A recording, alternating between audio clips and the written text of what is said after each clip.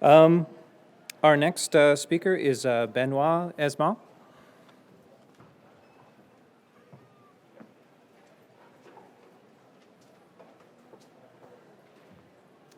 So, if I can find the,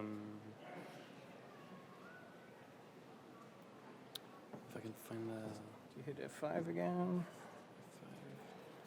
I have to get out of this.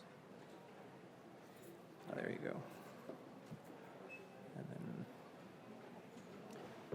Okay, so it's a bit of a weird talk. People don't know much about localization. It's usually for game creators, an afterthought or something they do a while after when they have actually the money to do it. But I'm here to talk about an experience that I had working for Miguel on Russian subway dogs. So my dad is a translator as well. He helped me get my start. And but as a kid, my brother, my sister, and I were play testers of sorts. We were the first one to get to check out some of these games, and my dad would always put like little references or jokes directed to us in the games that he worked on when he could, like if it was appropriate and not distract from the actual gameplay. And here, some of the games I've worked on so far. There's one that's missing, but that doesn't matter. But the one I'm here to talk about is this one. It's Russian Subway Dogs by Spooky Squid.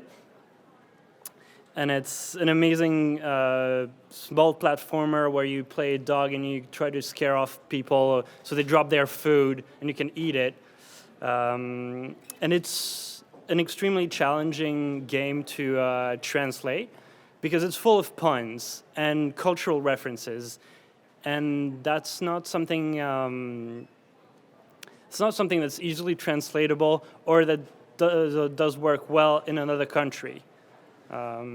So usually when you translate a game, it's pretty straightforward. You receive the files, translate the files, you send it back, boom, done.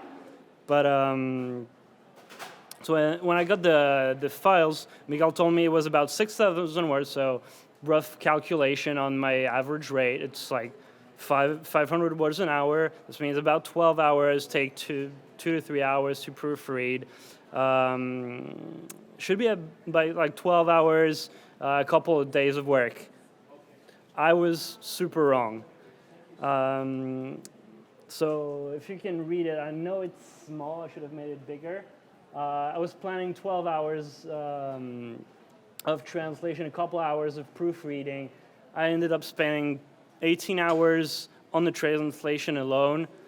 Steam tells me that I spent 27 hours in the game, which, to be fair, I was working on the translation and had the game open at the same time because I was importing stuff into the game.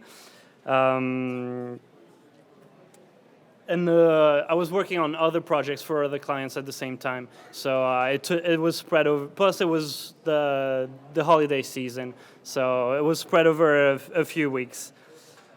But so this was the normal process that I go through when I translate games usually.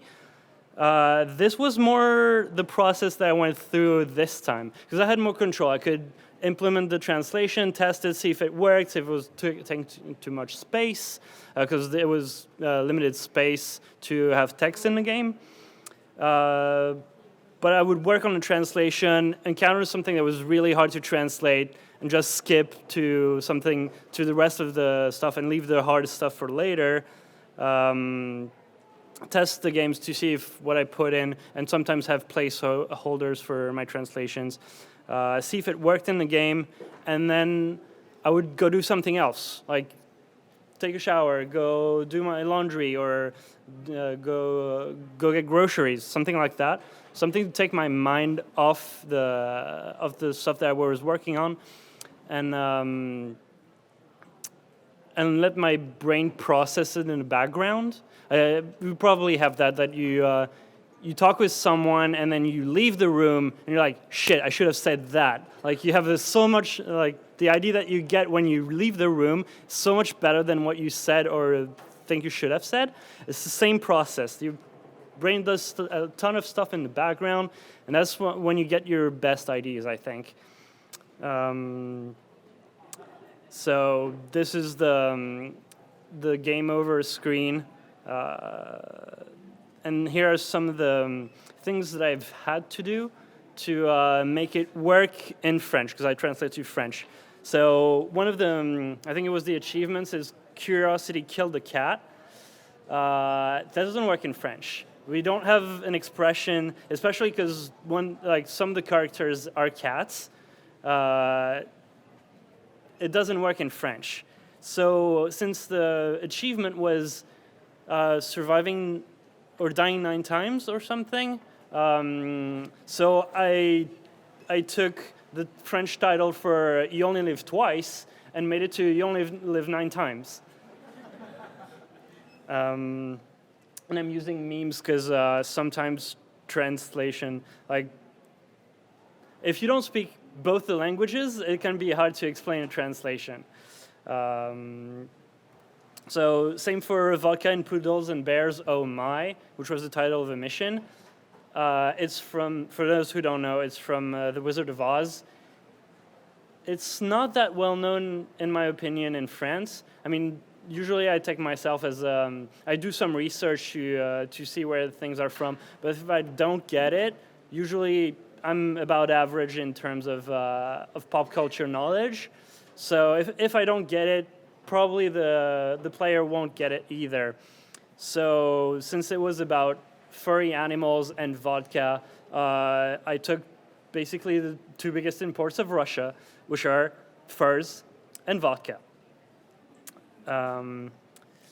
Subway Stampede is like mayhem in the subway, and there's a very famous movie, a French movie titled called Zazie in the Metro, and I did a play on words in the title for zizanie, which is the word for mayhem.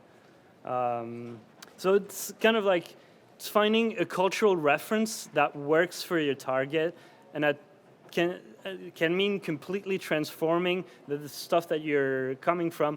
You have to keep the spirit or the link to what needs to happen so that it's understandable and has a link, but it can be completely different from where you start from.